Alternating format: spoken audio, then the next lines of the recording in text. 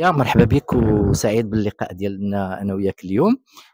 حتى انت تواجد برواق مسرح محمد الخامس بمدينه الرباط، والمناسبه هو انك تتهيأ المعرض ديالك الفردي القادم. تكلمنا على هذا المشروع ديال المشروع ديالك الصباغي. هذا المشروع الصباغي تيحمل واحد الحمولة اللي دامت، واحد التجربة اللي دامت 40 سنة من أواسط 1986، وهي تهتم بالتطورات اللي عرفها العالم، يعني من ناحية المعلوميات والذكاء الاصطناعي والإنترنت، بأنها تسير في وحدة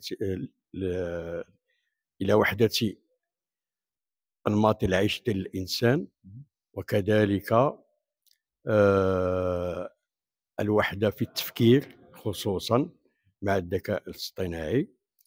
وهذا الأعمال تهتم بالخصوص وحدة اللون المونوكروم. المونوكروم. المونوكروم كإجابة لهذا السؤال ديال التطورات العلمية، وكذلك يعني كصرخة للاحتفاظ بإنسانيتنا خصوصا الروحية نعم.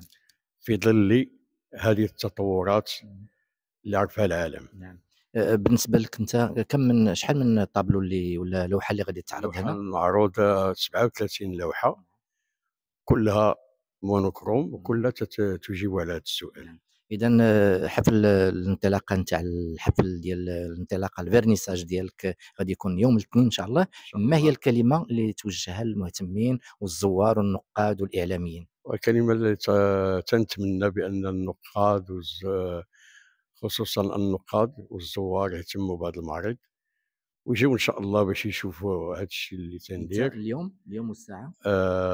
ان شاء الله يوم الاثنين مع الساعه 5. نعم، يوم الاثنين فاتح دوجنبير هنا برواق الساعه 5 هنا برواق محمد الخامس. مرحبا بكم، مرحبا بالجميع.